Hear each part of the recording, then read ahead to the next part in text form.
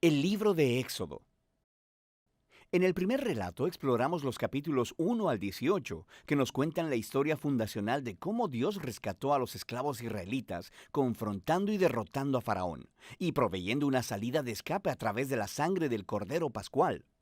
Dios, luego, liberó a su pueblo llevándolos a través de las aguas del mar y hacia el desierto, donde sorprendentemente ellos refunfuñaron y se quejaron.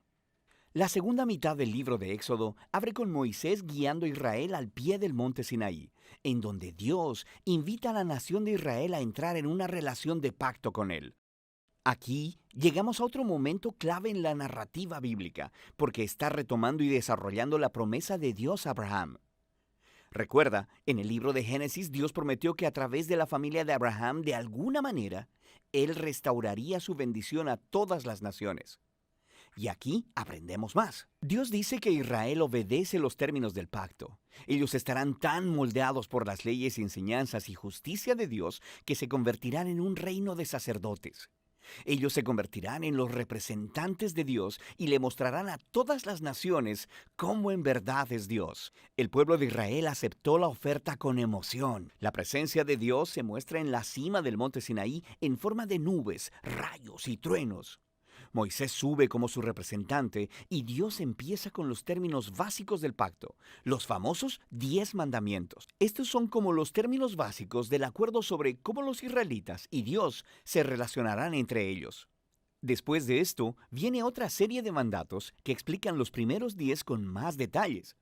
Hay leyes sobre la adoración de Israel, sobre la justicia social, sobre cómo deben vivir juntos. Todo ello para hacer de Israel una nación de justicia y de generosidad diferente de las otras naciones. Moisés escribe todas estas leyes y las trae al pueblo, quien, de nuevo, aceptó gozosamente entrar en este pacto con Dios. Una vez que lo hacen, Dios lleva la relación al siguiente paso.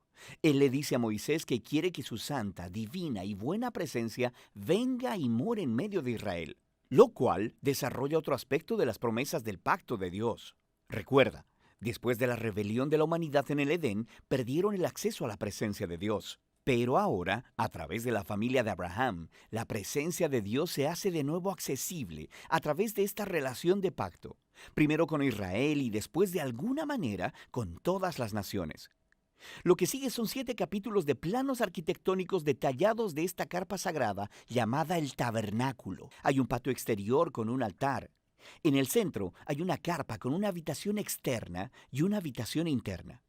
Dentro de la habitación interna, que es llamada el lugar santísimo, hay una caja de oro llamada el arca del pacto. Hay esculturas de criaturas angelicales sobre ella. Ese es el centro de la presencia de Dios. Hay muchos detalles en esos capítulos.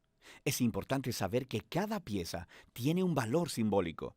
Todas las flores, los ángeles, el oro y las joyas son un eco del jardín del Edén, el lugar donde Dios y los humanos vivieron juntos en intimidad.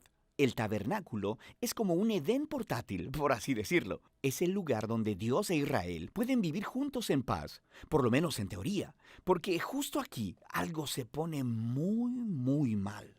Israel rompe el pacto. Mientras Moisés está en la cima de la montaña, recibiendo los planos para el tabernáculo, abajo en el campamento, los israelitas están perdiendo la paciencia. Ellos le piden a Aarón, el hermano de Moisés, que haga para ellos un ídolo en forma de becerro de oro para poder adorarlo como el Dios que los salvó de la esclavitud en Egipto. La presencia de Dios está justo ahí, en la cima de la montaña. Ellos pueden verla, pero están ahí abajo, rompiendo los 2 primeros mandamientos del pacto que acaban de acordar. No tener otros dioses y no hacerse ídolos. Lo que sigue es muy importante. Dios sabe lo que está pasando allá abajo. Primero invita a Moisés a compartir su propio enojo y dolor. Le dice a Moisés lo que quiere hacer: eliminar a Israel. Pero Moisés intercede apelando al carácter de Dios. Él dice, primero que nada, destruir a Israel significaría retractarte de tus promesas, del pacto con Abraham. Y luego Moisés apela a la reputación de Dios entre las naciones. ¿Qué pensarán si ven que destruyes a tu propio pueblo? Dios acepta la intercesión de Moisés y desiste, aunque sí aplica juicio sobre aquellos que instigaron a la idolatría. Él perdona a la nación completa y promete renovar su pacto. Es en este punto de la historia que Dios, por primera vez, le describe a Moisés su propio carácter. Él dice, el Señor es compasivo y clemente, lento para la ira y grande en su fidelidad al pacto. Él perdona el pecado, pero no tendrá por inocente al culpable. Tenemos esta tensión. Dios es grande en misericordia, pero también, si dice ser bueno, debe lidiar con el mal. Sobre todo, Dios es fiel a sus promesas, aunque esto signifique que sabe que se está comprometiendo con un pueblo que le es completamente infiel. Después de renovar el pacto con Israel, Dios manda a Moisés a construir el tabernáculo.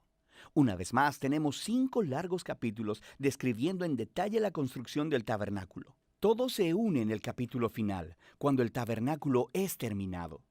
La divina y gloriosa presencia de Dios viene y se posa sobre la carpa, y nuestras esperanzas son altas. Moisés se dirige hacia la carpa para entrar y no puede hacerlo. En realidad no puede entrar, y es así como termina el libro. Es realmente sorprendente, pero no tanto si te pones a pensar. Ahora puedes ver hasta qué punto el pecado de Israel ha dañado su relación con Dios en más formas de las que imaginamos. El libro empezó, recuerda, con la amenaza malvada de Faraón e Israel amenazando la promesa del pacto de Dios. Pero ahora, al final del libro, Israel se ha convertido en su propio peor enemigo. Es su pecado quien está amenazando el futuro del pacto. Así que la pregunta al final del libro es, ¿cómo va Dios a reconciliar este conflicto entre la santidad y la bondad de su presencia con la corrupción pecaminosa del pueblo de su pacto? La solución de este problema es el tema del próximo libro. Por ahora, ese es el libro de Éxodo.